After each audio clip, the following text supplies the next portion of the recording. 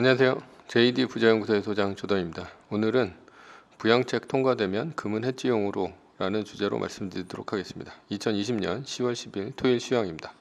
뉴욕 증시 트럼프 대규모 부양책 타결 촉구 다우 0.57% 상승 마감했다라는 기사가 있는데요.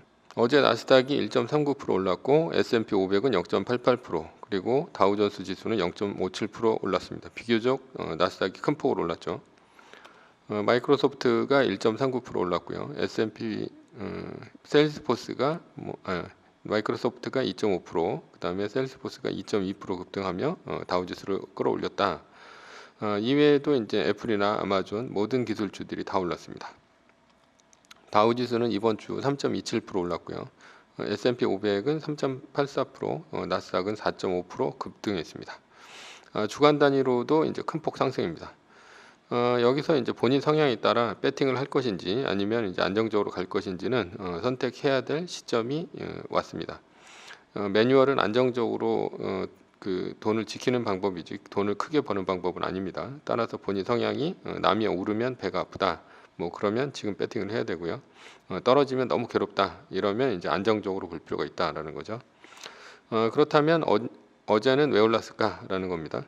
백악관이 이제 부양책 규모를 1조 6천억 달러에서 2천억 달러 증액한 1조 8천억 달러로 제시할 것이라는 소식이 나왔다.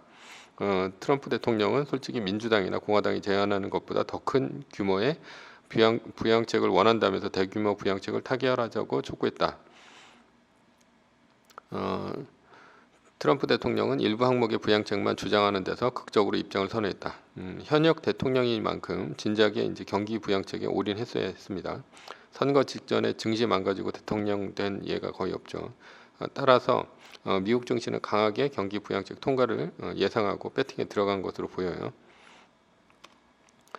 단적으로 어제 금이 2.18% 상승으로 이제 크게 올랐다. 그리고 금선물이 1936.40으로 마감되었다라는 거죠. 그리고 이제 달러 약세, 신흥국 통화 강세로 가고 있습니다. 여기서 우리가 이제 흐름을 한번 짚어볼 필요가 있는데요. 공황의 패턴으로 보면 공황이 왔다가 채권 강세로 갔다가요. 그 양적 완화, 제로 금리 이런 식으로 가면 금값 상승, 그리고 미국 주가 상승, 그리고 달러 인덱스가 하락하고요. 그러다가 이제 신흥국 통화 강세, 신흥국 채권 강세, 신흥국 주식 강세로 가다가 양적 완화 축소, 그리고 이제 물가 상승이 일어나고 금리 인상, 그리고 공황으로 다시 복귀하는 이런 시스템으로 갑니다. 이러한 패턴으로 움직이는데 그런 면에서 현재는 신흥국 통화가 강세로 가는 길목이고요. 양적 완화가 축소되기 전까지는 금값도 강세로 갈 예정입니다. 그러니 이번 부양책 통과는 위의 흐름을 더 빨리 가속화할 것입니다. 그렇다면 부양책 통과는 무조건 통과될 것인가? 라는 거죠. 이번에 이제 가장 중요한 키를 갖고 있는 곳이 어디냐? 이제 상원이고요. 상원에서도 공화당 상원 의원이라는 생각이 들죠. 왜냐하면 이제 하원은 이미 이제 민주당이 통과를 시켰고 상원에 민주당 의원들은 무조건 통과시키려고 마음을 먹기 있기 때문에 상원 의원의 생각이 가장 중요하다라는 겁니다. 그러나 이제 공화당 상원의원의 생각은 통과가 쉽지 않다고 보고 있습니다. 미치 매코널 공화당 상원 원내대표는 부양책이 대선 전인 3주 안에 타결될 것 같지는 않다라고 말했고요. 폭스뉴스에 따르면 매코널 대표는 백악관 새로 내놓을 1조 8천억 달러 부양책에도 동의하지 않는 것으로 알려졌다. 3주 안에 이제 타결되지 않는다는 말은 11월 3일 대선 전에는 통과되지 않는다 이런 말과 이제 같고요. 물론 이제 미치 매코널 상원 원내대표가 공화당의 상원 의원 모든 뜻을 포함한다고 볼 수는 없고 상황이 어떻게 바뀔지는 모르겠습니다. 그러나 공화당 상원 의원들이 이번 선거를 치르면서 자신들을 찍어줄 공화당 성향의 지지자들이 추가 부양안을 지지하지 않는다면 상원에서 부결될 수도 있습니다. 물론 최악의 경우입니다. 그래서 공격적으로 투자한다면 뭐 그냥 올인하면 됩니다. 아직 애플이 120달러 미만이기 때문에. 그러나 안정적으로 투자하기를 원한다면 말뚝박을 주식을 빼놓고 더 이상 추가 투입은 부결되었을 경우 큰 손실을 불러올 수도 있습니다. 왜냐하면 이번 상원 표결에서 부결이 되면 주식 금이나 뭐 모두 이제 빠질 것이기 때문이죠. 심지어는 마이너스 3%가 뜰 수도 있습니다. 달러 인덱스 올라가고요. 한국 환율까지 크게 상승할 것이기 때문입니다. 그러면 안정적으로 투자를 할 때 어떻게 해야 되는가라는 것인데 두 가지 경우를 이제 생각해 볼 수가 있어요. 첫 번째 10월 24일 그러니까 마이너스 3%가 끝나는 날 전까지는 전까지 5차 경기 부양책이 상원을 통과했을 경우입니다. 이럴 경우는 이제 어떻게 해야 되냐? 말뚝으로 이제 세계 1등 주식 F를 일정 비율 박아 넣었을 것입니다. 예를 들어 F를 30%, 달러를 70% 갖고 있을 경우 달러 70%는 어떻게 해야 되는가라는 거죠. 애플을 살 수도 있습니다. 내가 보기엔 애플보다는 그렇지만 애플보다는 금의 비율을 높게 가져가는 것이 이제 좋다. 뭐 이렇게 보는 거예요. 이거는 이제 전략적인 선택인데요. 심지어 70%를 모두 금으로 가도 된다. 이렇게 볼 수도 있습니다. 뭐 이건 제 생각이니까 본인이 이제 알아서 투자를 하시면 됩니다. 이렇게 생각하는 이유는 경기부양책 통과는 달러 가치 훼손으로 인한 실물 상품의 가격 상승을 불러오죠. 그러면 이제 확실히 오르는 게 주식이냐 금이냐라고 했을 때 이제 금입니다. 지금까지 2조 9천억 달러를 4차 경기 부양책에 의해 풀었죠. 얼마나 올랐습니까? 3월 18일 금 선물이 1,487.10 달러로 이제 최저치였고요. 그리고 이제 전고점 같은 경우는 8월 6일 2,069.40 달러였습니다. 그러니까 582.3 달러가 올랐고 상승률은 약 40% 정도가 됩니다.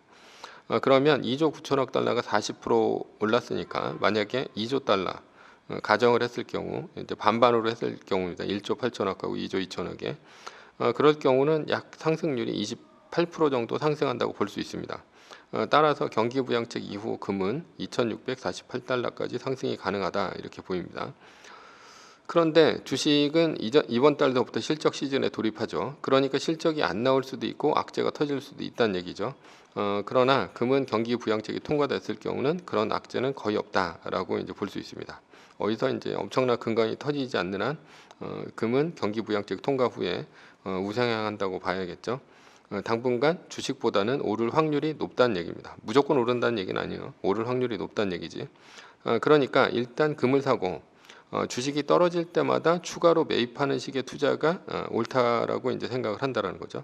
예를 들어서 이제 애플을 샀어요. 애플을 샀는데 애플이 어닝 쇼크가 났다.